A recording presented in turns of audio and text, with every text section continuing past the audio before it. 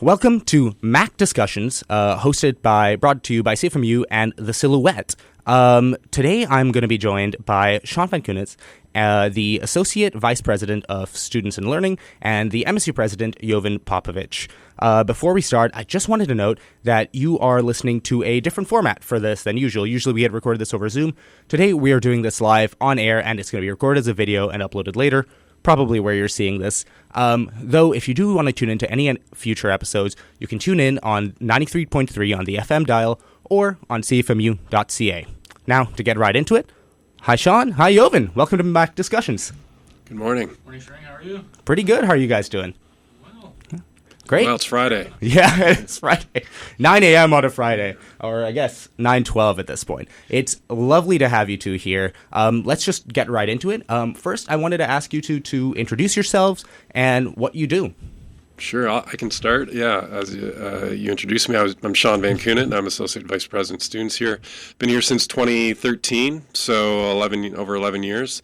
I basically try to oversee and provide the best student experience possible. A lot of the work that me and my team, I have a great team, we try to support students and so a lot of the departments that students might be familiar with, such as athletics and recreation, housing, so our residences, our Black Student Success Center, our Student Success Center, our Student Wellness Center, Student Accessibility Services, within Student Success, our programming around first-year transition, our Spiritual Care Center, Academic Skills, so on and on. Those are the types of services that are part of Student Affairs, which I oversee. So love the job. It's a great, I wouldn't want to be anywhere else. I love the student community here. And in fact, so my son is in first-year business here. My daughter is finishing up her undergraduate degree in social sciences this year. So I have at least two people who I'm able to get direct feedback from on a regular basis around the student experience. So my role here is great, and I want to be here for much longer. That's incredible. Thanks so much, Sean. Jovan, if you'd want to introduce yourself too.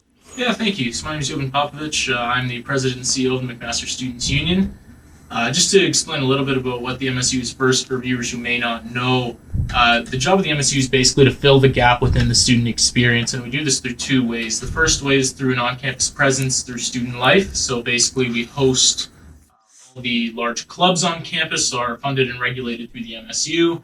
Various business units and services such as 1280 Bar and Grill, The Grind, Union Market, the Emergency First Response Team, Student Walk-Home Attendant Team, Peer Support Services, various different services like that, just to really try and amplify student life, as well as hosting major events on campus. So operating Light Up the Night, coordinating a lot during Welcome Week, Homecoming, things like that. The other half of what the MSU does is largely advocacy-based, so pushing for student interests both within the university as well as within the government on the federal, provincial, and municipal level. As for me specifically, my job is generally to oversee the direction of the organization and set the tone for the year, as well as the priorities that we as a team work together towards accomplishing. Awesome. Thank you so much, both of you. I'm just going to get right into asking the first question here. Quick thing, slight tech issue. Jovan, do you mind going on to the mic next to you over there? Absolutely. Yes, thank you so much. I'm just going to turn off your mics for now while I read out this question and Jovan gets set up.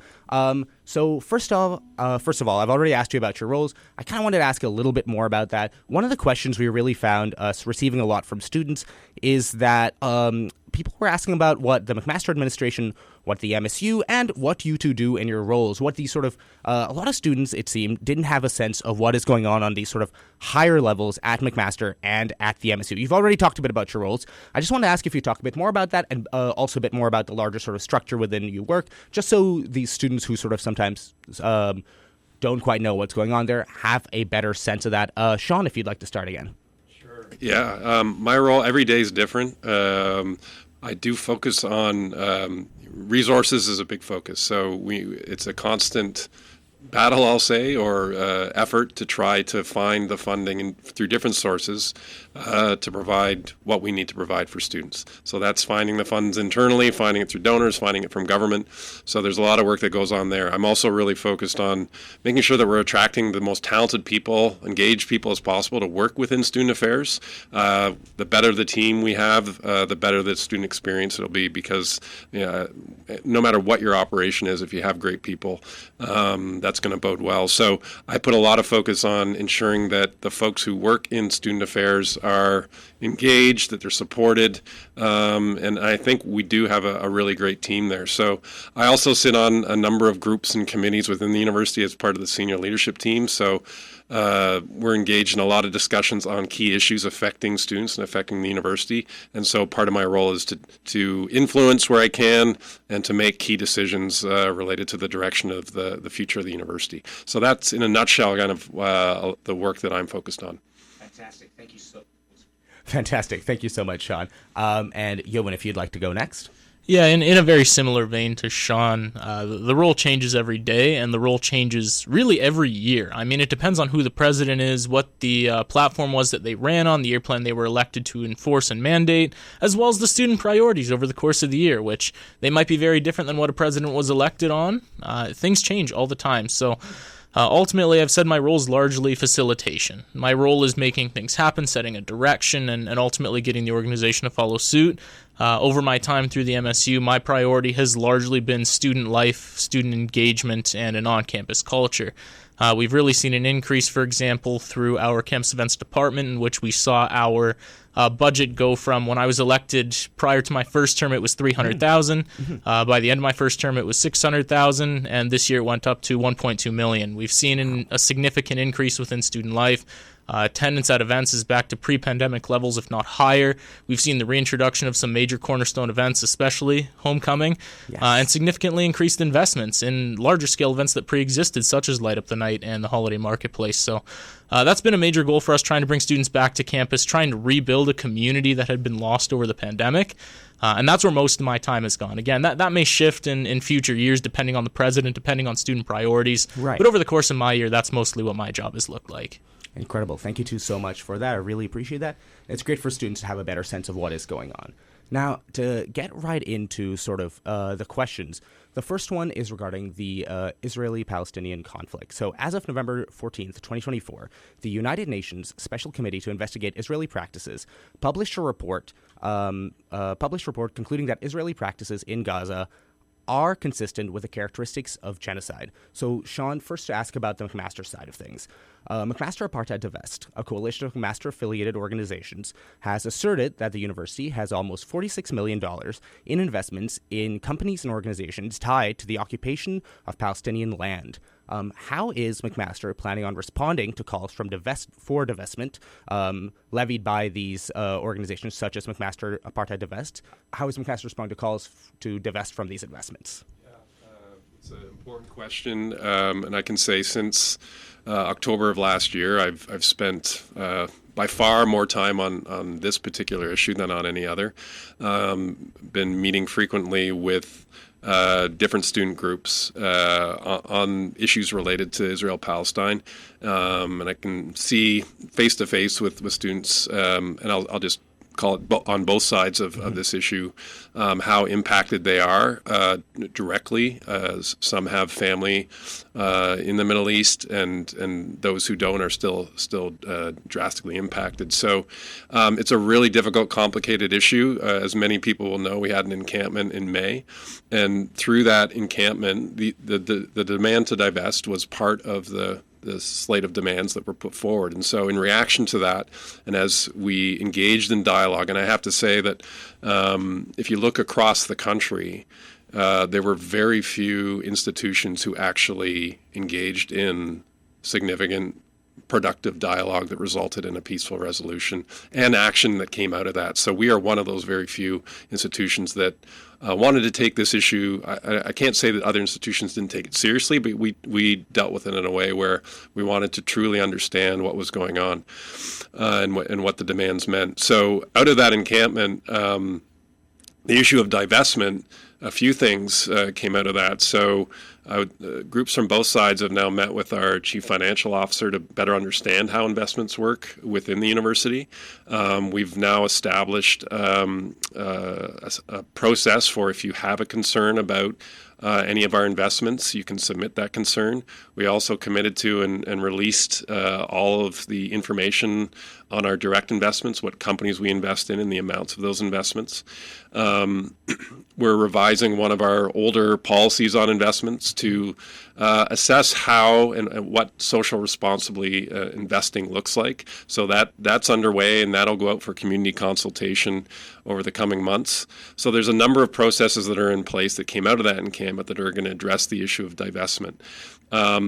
The last point I'll make is, so our investments are actually managed, decisions related to investments are actually it's a board of governors responsibility. Mm-hmm. So the board has financial oversight for the university. And so in the end, they're the key decision makers on this. It isn't me, it isn't members of the senior administration. So that all these things that I just articulated are kind of moving towards further discussion on that. We did another commitment out of the encampment was to have a presentation by SPHR at Board of Governors meeting. So that happened on October 24th, I believe, and Hillel also presented another view on that issue. So we've had presentations, we've collected a lot of information, we've disclosed information, and we're offering the opportunity for students to and other community members to submit concerns. So I think we're doing all the right things. What the final outcome is going to be, I'm not in a position to say. At this point, I don't think anyone knows. And in the end, the board will decide. The last thing I'll say is our investments are obviously critically important to the function of the university. And one of the main purposes of the investment, of the endowment of the university is that's where scholarships and bursaries come from, largely. So we also have to pay attention to that. Is our continued ability to provide financial aid to students is critical. And so that's why there's a number of complicated, important issues that have to be considered as we wade our way through this issue. Thank you, Sean. Now to turn over to the MSU side of things. So, Jovan, the MSU released an advocacy statement this last September regarding human rights violations the Israeli government has been accused of. Can you talk a bit about what this advocacy statement was and how the MSU is standing by the principles outlined within it? Yeah, absolutely. I mean, this has certainly become an issue that has affected a lot of students at McMaster, something that a lot of students have continued to voice, something that has meant a lot. I've heard from way too many students telling me about the family that they've lost, and my heart really goes out to those students because I can't imagine what they're experiencing in these times. Nonetheless, given that this has been an extremely vocal issue, extremely prominent amongst such a large proportion of the student body, and historically it's long been something that's been voiced by the student body. The first MSU motion on this came forth the first successful MSU motion came forth on this in 2015 at our General Assembly, which it was a binding motion that passed pertaining to the BDS movement. As a result, we saw the MSU, to follow that mandate, cease or continue not to purchase from or invest in corporations such as Dell, HP, IBM, recently, and of course others, but recently L3 Harrison, Lockheed Martin have been added to that list as well. In the more recent years, a lot of what the MSU has done, especially referencing the statements that you're referring to, the motions that you're referring to, it's largely been about amplifying the student voice and making sure that we are providing students a platform where they can be heard and where we could call on the university to continue good faith negotiations as well as discussion to make sure that these student priorities and interests are being met. We've tried to give them a platform every step of the way, and we've tried to make sure that there's a way that they can clearly be heard by the university, be seen by the university. We're fortunate to have strong partners all across this campus that there have been many opportunities that many of these students have gotten that we may not have seen in other universities, but obviously there's still a long way to go. So as these students continue to advocate for their student interests on such a sensitive topic matter to them, we'll continue elevating and showcasing their voice as much as we possibly can going forward. Perfect. Thank you two so much for weighing in and letting us know about that. Next, to move on to some questions that are a bit more related to campus life and students sort of at McMaster right now. When asking students about issues they have on campus, and of course as students, a recurring theme that came up was cost of living, something we've talked about on here before, something that does come up a lot, especially as cost of living does continue to rise around the country.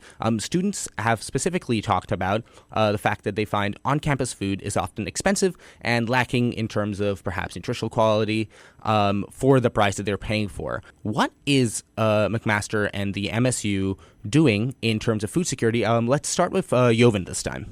Absolutely. I'll break this down a little bit because I know you also did mention, in general, cost of living, housing as well. So I'll try and break it down into a housing stream and into a food insecurity stream. On the housing front, we've largely paved way through our advocacy works, working with the federal, provincial, and municipal government on housing projects. Obviously, the big one from last year was when the federal government released the Housing Accelerator Fund to build more homes affordable homes in areas in which building has been significantly accelerated. So we saw Hamilton receive an investment, I believe that was late last year, and that was a major part of the success ultimately of our advocacy. We've continued to advocate for more affordable student housing methods as well as student payment plans in which students would be able to better afford this through government programs. Ultimately, advocacy is a long game. We love seeing wins, immediate wins, but we know that many of the topics that we advocate for will continue to come in the coming months. So we really hope that students are able to see the effect of that soon. As for food insecurity, that's an area where we could have a little bit more of an on-campus immediate impact. Obviously, we are looking to work on food insecurity through various routes, most predominantly right now through the Food Collective Center, which effectively functions a little bit like a food bank as well as a low-cost food program on campus. Right. Utilization has been higher than ever, which it's wonderful to say that we have a program that's able to help students like that, but also unfortunate to say that this many students have needed to rely on something like that. We've seen increases in investment into there, and ultimately that's been a huge aid for students. Additionally, we have multiple food serving areas such as 1280 Bar and Grill, The Grind, looked at as low-cost food options on campus, some of the lowest priced food as well as Union Market, which consistently has lower pricing than anything else really in the area. 1280, a lot of people may not realize the food is priced very low, especially for a restaurant there, especially if you look at our value menu, which offers food for $12 or less. We try to have very large portion sizes, some of the highest quality food on campus, and ultimately this is not looked at through the lens of a business unit for us, even though it may be called that theoretically because of the way it's operated. This is a service. We lose a lot of money on 1280 each year to make sure the students can get high-quality food at very reasonable prices and large portion sizes where they're not going to have to worry about being hungry later on in that day.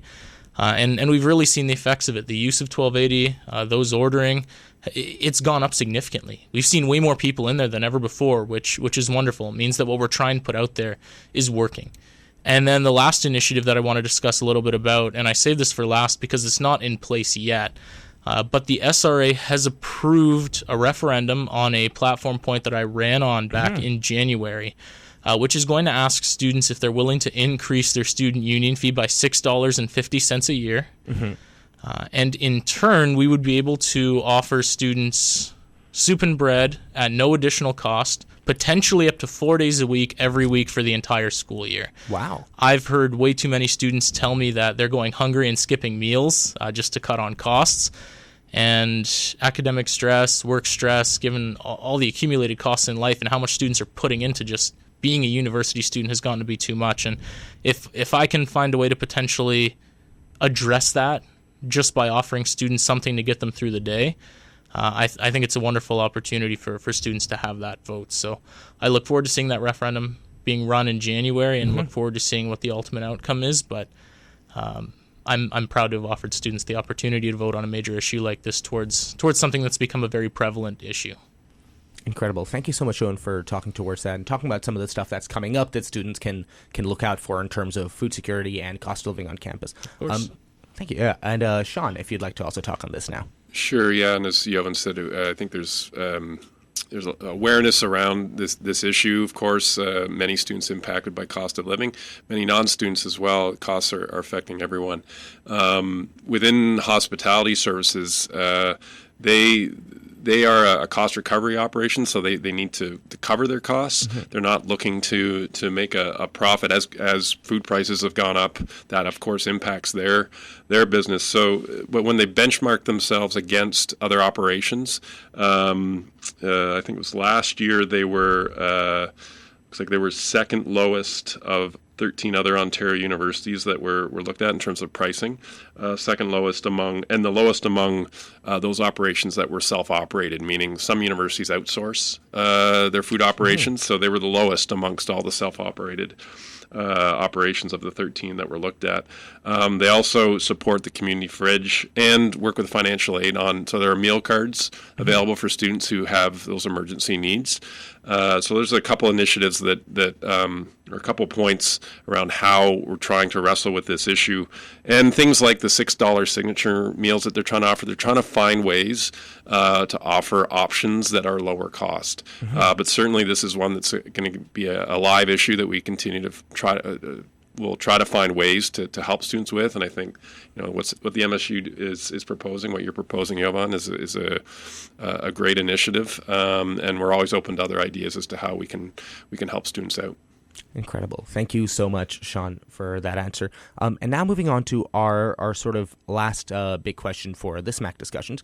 This is also about on-campus life, and it's specifically about space. So another issue that has been raised by a lot of students is that of space. Students have complained about a lack of space for studying, for eating, and especially about a lack of parking space. As more students come to McMaster, how is the McMaster administration and the MSU planning on accommodating for those students in terms of the space that is there on campus? Jovan, if you'd like to start on this one again. Absolutely. I mean, I think the the most significant answer is we just opened a new building exactly for that in the hub.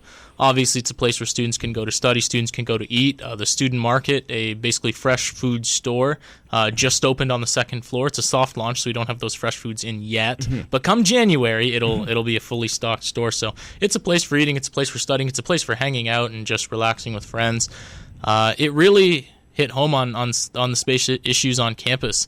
I can confidently say that this campus is largely over capacity and that the need for additional space is significant. So being able to see students comfortably get into that space very quickly, finding a home in there has been incredible for us. We've really seen students finding a way to use this building exactly like we'd hoped, and a lot of students are really, really enjoying it. Additionally, I guess on the space front, to also mention that, of course, Lincoln Alexander Hall is currently in progress, and I believe, Sean, maybe this is something better fitted for you to speak on, but I believe is expected to be ready for September next year, which, again, would allow for significantly more space for students on campus. 2026? Okay, there we go. Wouldn't be too comfortable to go in next year. Yeah, I figured. That'd be a rough on it. Okay, well. Yeah, but I don't have a ton more to offer on the issue of space on campus, but can pivot to parking briefly. Within the university master plan, ultimately there's a long-term plan to move away from parking altogether, making a more green and and more sustainable campus, where ultimately it's largely accessed through public transportation. Right now, in working with parking services, knowing just how significant an issue this is, I mean, we see students en masse. Obviously, the bike share program was significant in helping to get students here. Bus pass is consistently passed every single year because students need a way to get here. But then even when it comes to parking, I mean, there's only 1,400 parking spots on campus that are currently reserved for a student body that has 28,000 undergrads and approximately 38,000 students in total. Far, far, far from enough. We see wait lists up in over 1,500 students a year looking for parking transponders who just can't find a way to park on campus. Students are forced to go into the local community. You see student parking all over Westdale. In 2022, King Street West was the street with the most parking tickets in the entire city of Hamilton, just because there's so many students who have nowhere else to go, and also, of course, with predatory policing picking on students who they know are easy targets who ultimately can't afford to pay these tickets.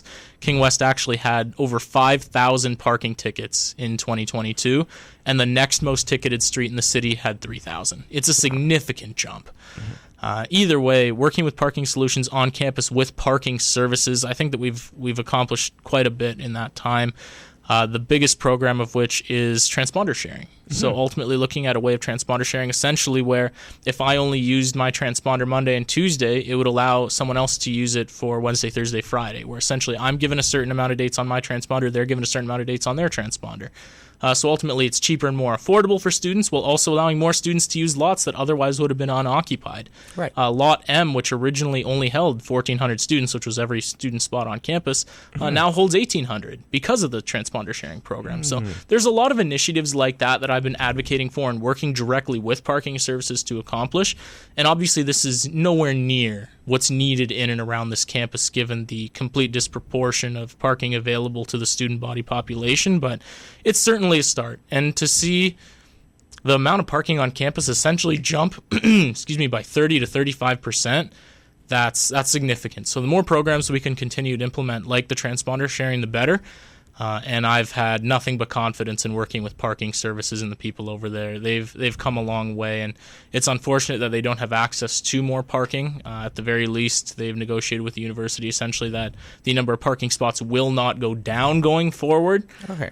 They don't have control essentially over what lots are available to them. They just operate the lots that are in and around campus. So there have been some good propositions on the table, and I'm very optimistic to see what continues to come, where even though it'll continue to be a student issue for years to come, it's comforting to at least know that there's solutions coming to try and improve ultimately what is offered to students here.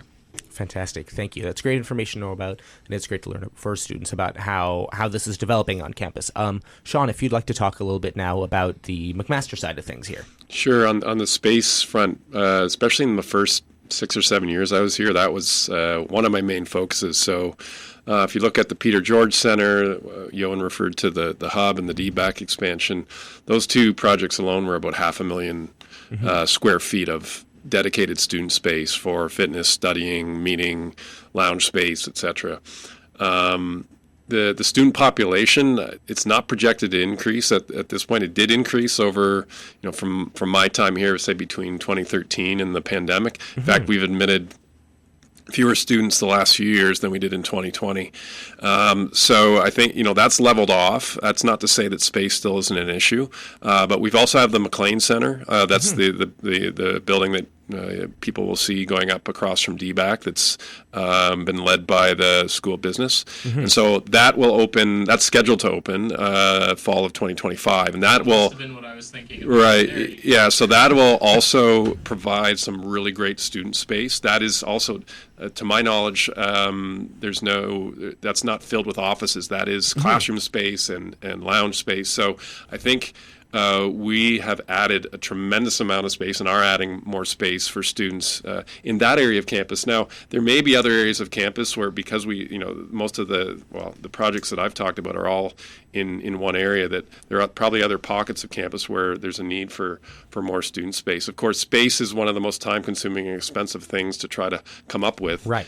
So that's always a challenge, especially in the environment that we're in now, where overall the sector is being starved for funding. So it's definitely something we need to continue to push on because, as I said, space takes a long time to come to fruition. I ran, and with the president of the MSU at the time, the referendum for what is now the hub and the DBAC expansion. That was approved in March of 2017.